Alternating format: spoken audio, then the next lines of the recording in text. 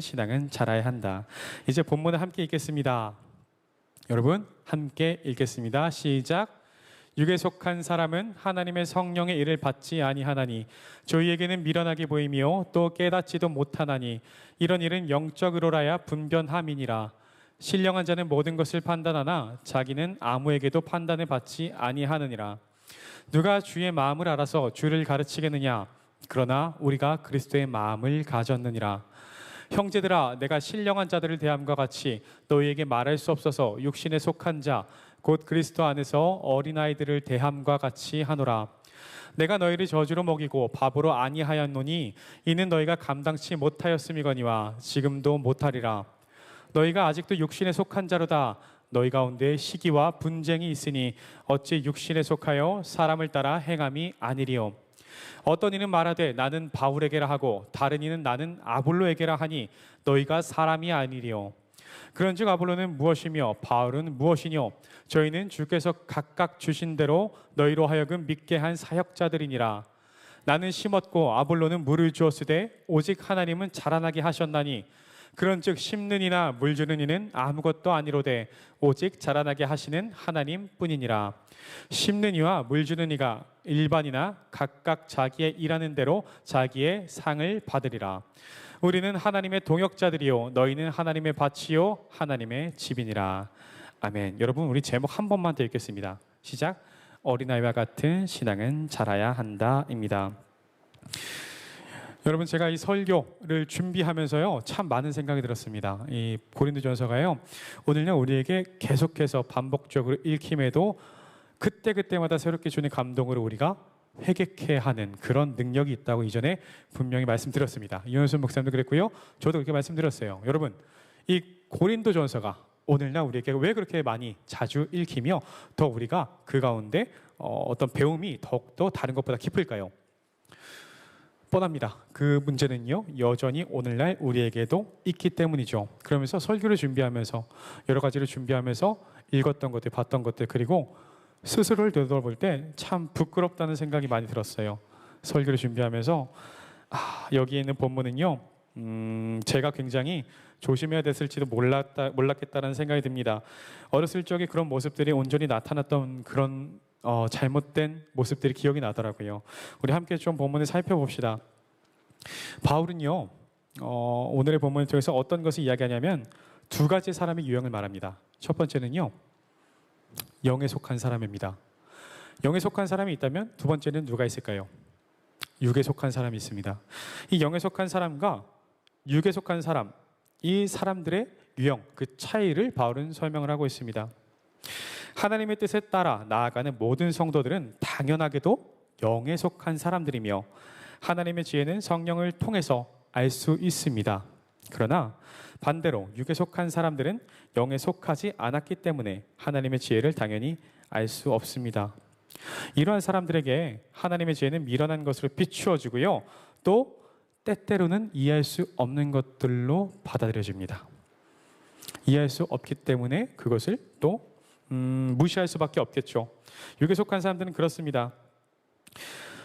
이 육에 속한 사람, 세상과 구분되는 교회와 구분되는 세상의 사람들, 이 두 타입의 사람을 설명하면서 바울은 고린도에 있는 사람들에게 너희는 어떤 사람인가 설명했을까요? 당연하죠. 답은 나와 있습니다. 이들은 문제가 너무 많아요. 아주 많이 있었던 사람이에요. 문제가 심각하게 많은 사람들이에요. 그래서 바울은요 그들에게 말합니다. 너희는 영에 속해야 되는 하나님의 자녀요. 그럼에도 왜 육에 속해서 살고 있느냐? 바울은 그것에 대해서 계속해서 누누이 이야기하고 있습니다. 이 사람들이 했던 그 잘못된 것들 중에 하나가 뭐죠? 이 그리스 문화 한번 생각해 봅시다.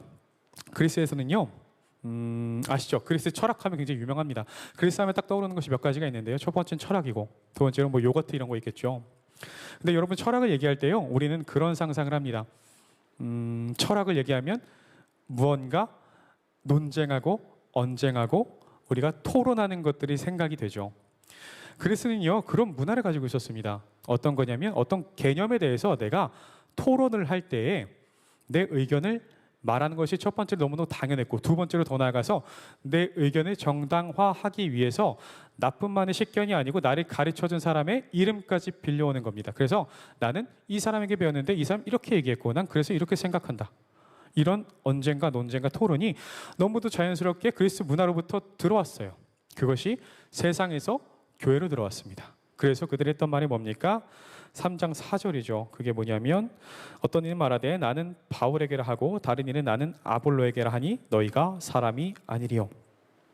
이 사람들은요 거기 안에서 파가 나뉘어요. 하나님의 성전 그리고 하나님의 자녀로서 그 공동체로 이뤄가는 그 거기서부터 계속해서 분열과 분쟁을 하기 시작합니다. 하나님의 말씀과 참된 진리를 가지고 내가 맞다 아니 내가 맞다 싸우고 있는 거죠. 그걸 가지고 바울은 너희는 왜 그러고 있느냐 이렇게 말을 하는 거예요. 여러분 근데 한번 생각해 봅시다. 이 사람들이 자기의 의견을 관철할 때 뭐라고 했죠? 아까 바울에게 아볼로에게 이런 것들을요 조금만 다른 말로 해석해 봅시다. 나는 누구의 제자? 나는 이 사람의 제자야. 그리고 나는 어디 아카데미 출신이야. 어디 학교 출신이야. 여러분 이거 어디서 들어본 것 같지 않습니까? 이게 요즘에도 되게 빈번하게 들린 것 같지 않습니까? 내가 누구에게 배웠고 내가 서울대 출신이야. 그러니까 내가 맞지.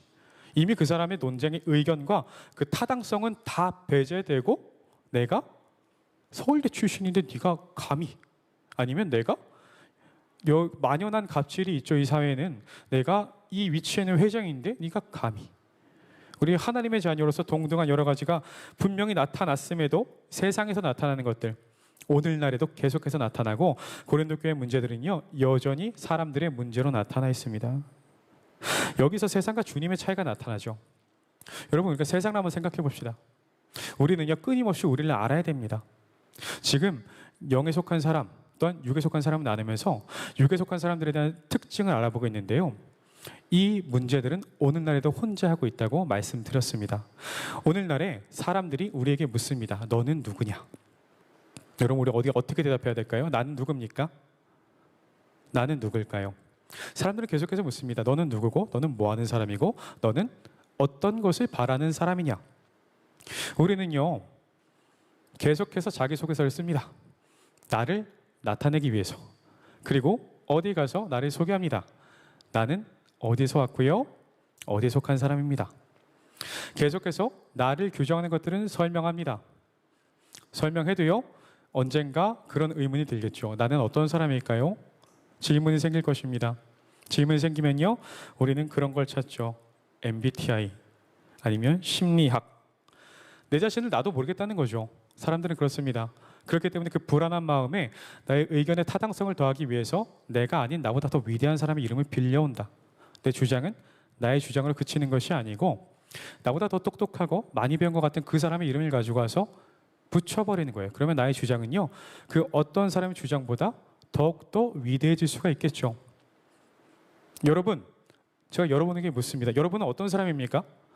제가 여러분이 어떤 사람이냐고 물으면 여러분은 저에게 나는 이런 사람입니다라고 어떻게 대답할 수 있겠습니까? 여러분께 정말 진심으로 궁금해서 물어보고 싶습니다. 한번 생각해 봅시다. 나는 어떤 사람인가? 나는 어떤 사람인가? 그게 참 어려울 것입니다. 세상을 계속 요구하고 있죠. 세상은요 끊임없이 네가 누구인지를 물어보고 있습니다. 더 나아가서 여러분 오늘날의 미디어는요 제가 바라는 것 이상의 것들을 저를 너무 둘러치고 있습니다. 오히려 그 바깥으로 나가지 못하게. 예를 들어 볼까요? 제가 뭐 나이키의 운동화를 사려고 네이버에 검색을 합니다. 그러면 갑자기 페이스북이나 뭐 인스타그램이나 여러 가지 인터넷에서 그 광고만 계속 나와요. 그게 뭐냐면 타겟 광고라는 거거든요. 내가 바라는 것들 이미 데이터베이스화 해가지고 세상에 그걸 막 보여줘요. 주입해 주는 겁니다. 첫 번째로는 내가 사고 싶었던 것, 나의 욕구, 필요한 것들을 가지고 오기 위해서 검색했던 것들이 나중에는 그 본질은 잃어버리고 오히려 그것들에 둘러싸여서 내가 정확한 소비를 할 수가 없어요. 내가 하려고 했던 걸 잊게 돼요. 이걸 사다 보니 저것도 사게 돼요. 뭘 찾다 보니 저것도 찾게 돼요. 내가 하려던 걸 잊게 돼요. 내가 하려던 게 뭐였지? 기억이 안 나요. 여러분 조금만 다시 이전으로 돌아가 봅시다. 나는 어떤 사람이죠? 사실 인간은요, 사람을 규정하는 것이 결코 쉽지 않습니다. 그러니까 여러분, 제가 여러분 나이 때 되만 하면 이거 조심해야 돼요. 우리는요, MZ세대라고 해서 이게 참 어려운 개념인데 1990년대부터 2010년대까지를 한 세대로 어울리는 단어가 있다고 합니다. 근데 이거를 들으면 어라? 싶은 거예요. 어떻게 30년 정도, 20년 정도 차이가 나는 거 한 세대로 묶을 수 있겠습니까? 왜 그러냐면 저만 하더라도 여러분, 저는요, 핸드폰을요, 당연히 중학생 때 샀고요. 선물을 받았을 때 뭘로 선물 받았냐면 우리 부모님께서 가장 최신 폰, 슬라이드폰. 인터넷 안 되고 이런 슬라이드폰이 제 14살 가장 최고의 비싼 좋은 선물이었어요. 여러분, 그리고 제가 유학을 갔어요. 호주에 갔는데 그때 모토로라 레이저 이런 핸드폰을 쓰고 있었는데 누가 이 스마트폰이라는 게 나왔대요. 보여주는 게 아이폰 3GS였어요. 그게 제가 유학생 때 나왔습니다. 이렇게 많은 변화가 있어요. 여러분 지금 이렇게 얘기하면 너무도 당연한 것들이에요. 제가 여러분께 이렇게 여쭤볼게요. 여러분 전화 받는 거 어떻게 표현하십니까? 저희는 보통 이렇게 하죠. 이렇게 너네 다 그렇게 해요? 아닌데? 제가 하는 거랑 굉장히 다른데요? 보통 다음 세대 이렇게 전화 받지 않나요? 너무 변화가 커요. 근데 지금 이렇게 하니까 굉장히 당황스럽네요. 보통 이렇게 차이가 좀 있습니다. 이 차이가 굉장히 나요. 그러다 보니까 변화가 굉장히 거듭했던 제가 여러분에게 말할 때 당연히 나올 수밖에 없는 말이 뭐예요? 나 때는 이랬다고. 나 때는 이랬어. 이런 변화가 있었어. 너희 때는 안 그랬겠는데 나 때는 이랬단다. 요즘 시대 뭡니까? 그런 말하면 갑자기 꼰대가 돼요. 자기 생각을 강요하는 아주 불합리한 사람이 돼요. 아주 강단이 심한, 더 나아가서 성격이 완고한 사람으로 돼요. 그래서 말을 못하게 해요. 우리의 입을 틀어 막아요. 네가 어떻든지 간에 나는 이렇게 할 거다. 이 세대가 만연하죠. 미디어에서 둘러싼 것들, 우리를 한 세대로 통칭하지만 우리는 한 세대로 볼 수 없습니다. 너무 많은 변화들이 그 사이에 있기 때문이죠. 그리고 여러 가지 미디어들은요, 우리가 생각하고 우리가 느끼고 우리가 바라는 것들, 바라보는 시선의 차이를 정확하게 꿰뚫지 않아요. 단순히 자기의 이점대로 원하는 바대로 그 시선에 맞춰서 소비 세대가 맞기 때문에 MZ세대 비슷한 것들을 소비하니까 이렇게 묶어버리고 이거 찾으니까 이렇게 묶어버리고 미디어는 그렇습니다. 내가 바랬던 거 본질을 잃어버리게 합니다. 그것이 힘들죠. 더 나아가 봅시다. 여러분 MBTI를 찾으면 내 자신을 찾을 수 있습니까? 제가 생각하는 것은요, 저는 항상 이불킥을 합니다. 자기 전에. 그게 무슨 말이냐면 사람은 실수를 안 할 수가 없습니다. 당연해요. 완벽할 수 없어요. 완전한 인간은 한 분밖에 안 계십니다. 누구요? 예수님밖에 안 계시죠. 그렇다면 모든 인간은 다 불완전하다라는 건데 우리가 실수를 안 할 수 있을까요? 사실은 모두가 실수를 하고 살아요. 모두가 실수를 하고 삽니다. 근데 그 실수가요, 어렸을 때는 이해가 되지 않던 것이 자연스럽게 나이가 들고 제가 배우고 겪고 경험이 있으면서 나타나는 것들로 그때 내가 그랬으면 안 됐는데 그런 것들이 정말 많이 올라옵니다. 사람은 그렇게 바뀌어가고 성장합니다. 그러한 바뀐 것들로 인해서 우리는 나 스스로를 찾아가는 거죠. 여러분 장담컨대 여러분의 유형들은 계속해서 바뀔 것입니다. 몰랐던 것 알아가고요. 알았던 게 틀렸다고 한다면 다시 올바르게 잡아가는 과정 가운데 내 자신을 찾고 잡아갈 거예요. 그래서 우리는 솔직히 말할까요? 나 자신을 온전히 알 수 없습니다. 그래서 자기소개서를 수없이 씁니다. 왜요? 지금 이 순간 내 소개를 그렇게 했는데요, 나중에 내가 어떤 학교를 진학하고 어디도 갔다 왔고 자격증도 땄어요. 그러면 그때 나는 더 이상 소개할 수 없는 거예요. 나는 달라진 사람이니까. 이 사회에서 말하는 그 규정된 사람들, 나에게 요구하는 것들, 그 사람들에게 맞춰주기 위한 나의 소개는요, 끊임없이 바뀔 수밖에 없습니다. 사회는 그것을 원하니까, 내가 필요한 사람을 찾으니까. 이 사회 왜 이렇게 강조하는지 아세요? 여러분, 하나님은 여러분에게 무엇을 물어보십니까? 하나님은요, 여러분에게 너 혈액형이 뭐니? 아니면 너 MBTI가 뭐니? 네가 좀 활동형이었구나, 내가 몰랐다, 이렇게 하실까요? 우리 하나님께서는 안 물어보시죠. 사실 물어보실 이유가 없습니다. 왜요? 아시죠? 이미 아시죠? 우리가 해야 되는 게 뭐예요? 사실은 세상의 기준으로 우리 주님을 판단하지 않으십니다. 우리가 세상의 기준을 살아가면 그 세상의 기준에 맞춰서 하나님을 재단하게 되겠죠. 재단하게 됩니다. 그렇게 되면요, 하나님의 그 기적과 이적과 했던 모든 복음의 참된 가르침들이 설명이 안 되게 돼요. 이해할 수 없는 것들로 받아들여지게 돼요. 그것이 육에 속한 사람들의 입장이 돼서 당연히 이해할 수 없기 때문에 그걸 제쳐들 수밖에 없겠죠. 이것은 중요한 것이 아니고 난 이해할 수 없고 원하지 않기 때문에. 그러나 하나님의 기준에서 사람은 완전히 바뀝니다. 너 어떤 사람이 궁금하지 않아요. 확실한 거 그거 하나만 있으면 됩니다. 네가 주의 자녀니? 네가 정말 나의 복된 주의 자녀니? 거룩한 주님의 자녀인 것을 네가 항상 기억하고 있니? 그렇다면 됐다. 무거운 짐 있으면 나에게로 와라. 세상이 너를 부정할지라도 난 널 부정하지 않겠다. 세상이 너를 어떻게든 규정할지라도 그 규정대로 너를 판단하지 않겠다. 세상이 날 뭐라고 할지라도 세상의 기준으로 널 판단할 수 없다. 왜? 너는 주님의 존귀한 자녀니까. 제가 계속해서 눈에 들이는 말씀의 이 차이가 뭐냐면요, 영에 속한 사람, 육에 속한 사람은요, 그 기준이 달라집니다. 기준이 달라지기 때문에 바라보는 시각이 달라지고 삶이 달라질 수밖에 없어요. 그러다 보니까 물과 기름으로 섞일 수가 없겠죠. 이 둘은 그 자체로 이질적인 존재입니다. 바울은 그것을 몇 번이고 설명하고 있는 겁니다. 이 둘은요, 너무 달라요. 너무 달라. 근데 한 가지 더 나갑니다. 바울은요, 이 두 가지 타입에서 너네가 원래는 육에 속했던 사람이라는 건 안다.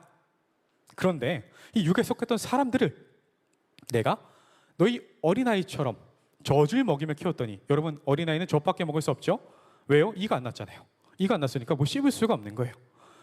그러니까요, 상황에 맞게, 수준에 맞게 너희를 위해서 정성으로 이렇게 분유로 먹여서 키웠단 말이에요. 근데 얘네가 다 큰 줄 알았는데 돌아오고 보니까 다시 이빨을 빼버렸어요. 자란 줄 알았는데. 이게 이상한 상황이 된 거예요. 처음에는 육에 속한 사람, 영에 속한 사람에 대한 비교 대조를 하면서 그래, 너네가 육에 속한 사람이었을지 언정 주님께로 나와봤고 하나님의 자녀라는 그 정체성을 기억한다면 뭐가 문제가 되겠느냐. 바울이 3장부터 어조가 바뀌어요. 뭐라고 하냐면 너네는 영에 속한 사람들이어야 하는데 왜 육에 속한 것처럼 사냐 이거예요. 이게 정말 웃긴 게 뭐냐면 모르고 저지른 실수는 괜찮습니다. 사실은. 왜냐하면 차근히 알려주면 되니까. 길을 벗어났다면 다시 한번 알려주고 돌이키게 하면 돼요. 그러면 돼요. 근데 문제가 뭐예요? 알고 저지른 실수. 내가 알면서도 그렇게 해야 되겠다라는 마음가짐. 그 마음이 있는 사람은요, 아주 큰 문제가 나타납니다. 일반적으로 법에서 볼 때도요, 여러분가 범죄를 저지를 때 이건 그냥 예예요. 예시입니다. 친구끼리 어떤 분쟁이 생겼어요. 속상한 마음에 투닥투닥 싸웠단 말이에요. 나도 모르게 주먹도 나가고. 이게 어떤 우발적인 감정의 어떤 행동이면요, 법적으로 그렇게 심하게 처벌을 안 받습니다. 근데요, 내가 누구랑 싸웠어요. 막 친구들이 싸웠어요. 근데 내가 너무 분이 안 풀리는 거예요. 분이 안 풀려서 그날 집에 들어가서 어떤 걸 해요? 내 속상한 감정을 쭉 쓰고요, 이 속상을 풀기 위해서 어떻게 얘를 때려야 될지, 어떻게 얘를 골탕 먹여야 될지 계획을 세우기 시작해요. 그리고 나서 그 계획을 차근히 실행해 갑니다. 그러면요, 여러분, 앞전에 있었던 건 우발적으로 싸웠던 거지만 이 두 번째 건 계획적인 거잖아요. 이거에 대해서 법은요, 가차없이 높은 처벌을 합니다. 세상의 법이 그래요. 우리의 의도를 보는 겁니다. 세상의 법도 그런데 이 모든 것의 기준이 되는 하나님의 말씀을 가지고 이 사람들이 어떻게 했나 한번 보세요. 이 사람은요, 모르고 저지른 실수였을까요? 아니요. 알고 있었어요. 이미 알고 있었습니다. 근데요, 여기에 있으면서, 이 고린도 교회 그 공동체에 있으면서 나는 그래도 된다라는 아주 안 좋은 생각에 만연해 있었습니다. 나는 그래도 돼. 나는 괜찮겠지. 그 생각에 대해서 바울이 뭐라 그래요? 너넨 정말 구제불능이다. 정말 잘못된 사람들이다. 바울이 그러면서 뭐라고 해요? 제발 어린아이와 같은 신앙에서 성장해라. 제발 좀 성장해라. 이것이 오늘 본문을 통해서 바울이 하고 싶은 말인 겁니다. 여러분, 우리 주님이 세상의 기준으로 나를 판단하실까요? MBTI를 물어보실까요? 혈액형을 물어보실까요? 아니에요. 물어보지 않으십니다. 심지어는 우리가 지은 죄마저도 독생자 예수님을 통해서 모든 걸 사하여 주시고요, 세상을 줄 수 없는 사랑으로 우리를 감싸 안아 주십니다. 우리가 누구인지 중요하지 않습니다.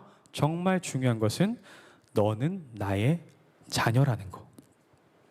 우리는 이런 주님의 가르침에 합당하게 살아야 됩니다.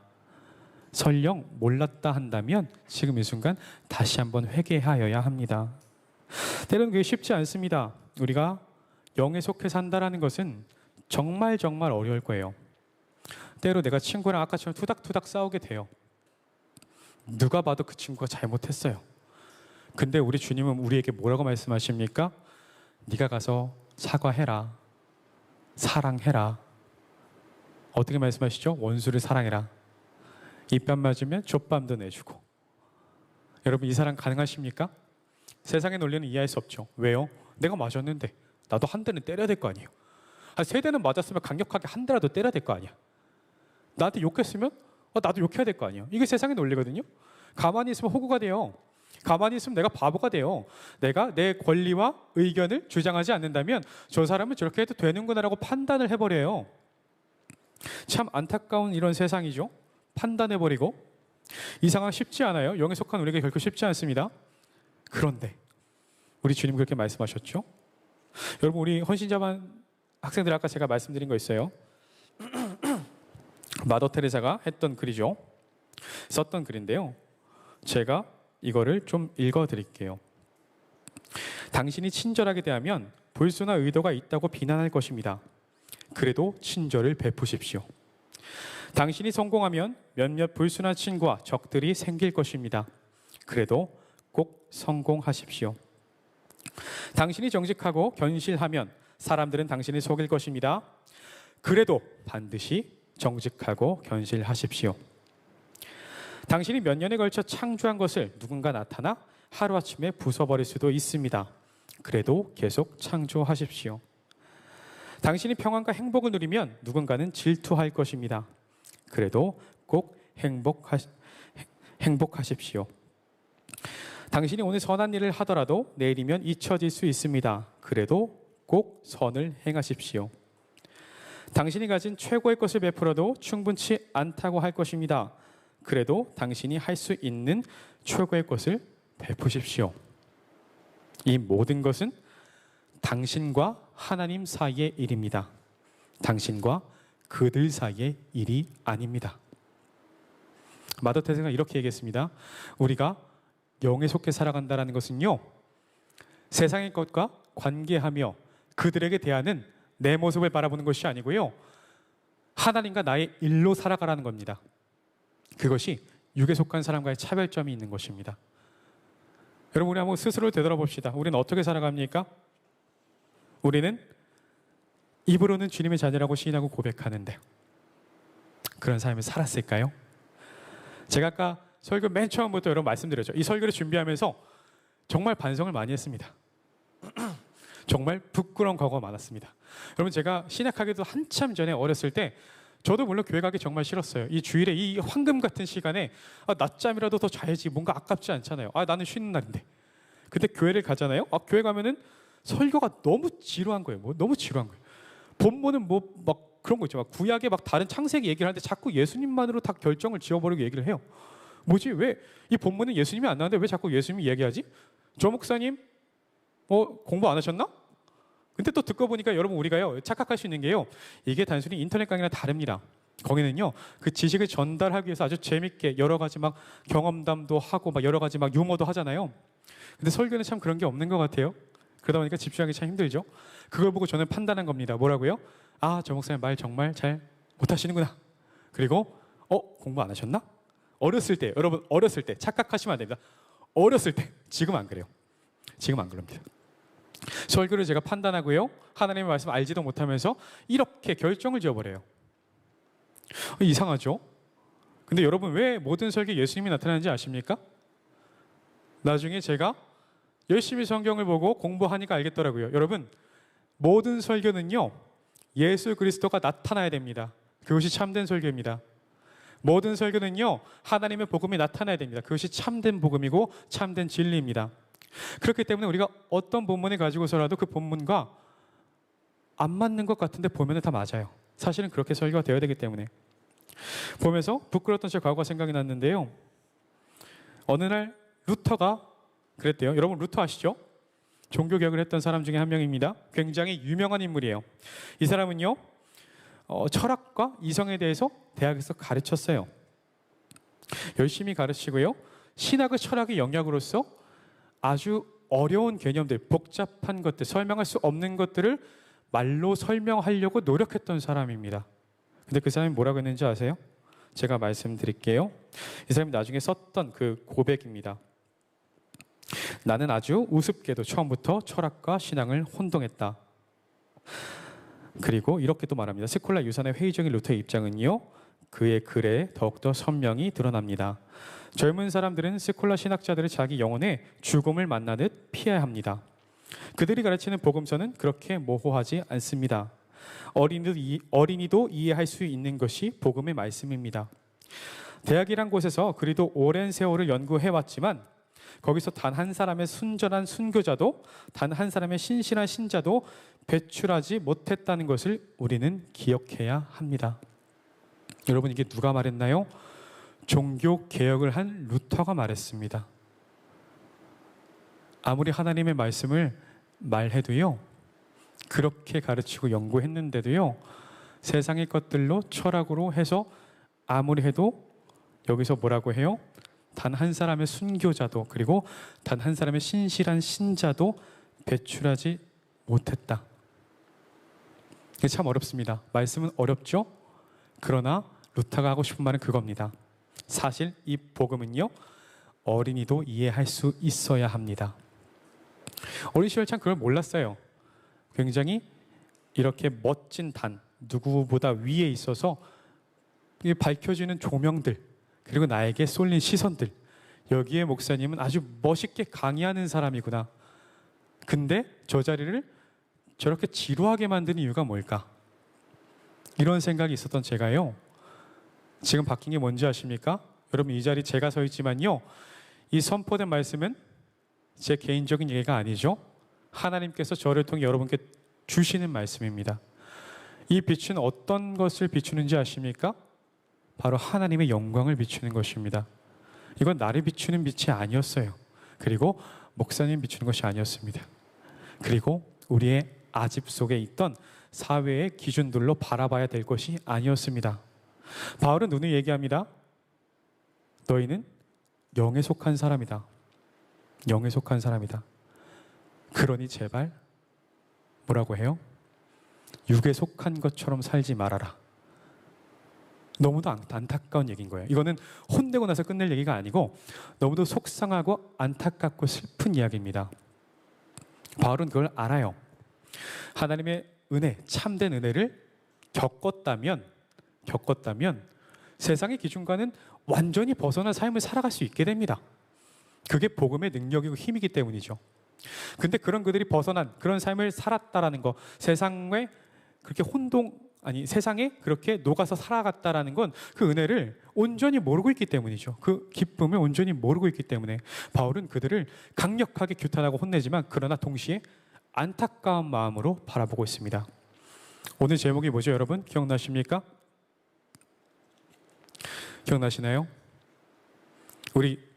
예, 감사합니다. 우리 한번 읽어볼까요? 시작. 어린아이와 같은 신앙은 자라야 한다. 다시 한번 읽어보겠습니다. 시작. 어린아이와 같은 신앙은 자라야 한다. 아멘.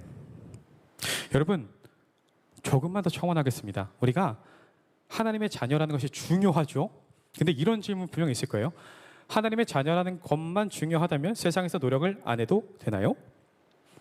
이런 질문 나타날 수 있을 거예요. 우리는 그러면 뭐라고 대답해야 됩니까? 절대 아닙니다. 우리는 항상 최선을 다해서 살아야 합니다. 자랑스러운 주의 자녀로 살아가며 가르침에 합당한 삶으로 주님의 복음을 나타내야 됩니다.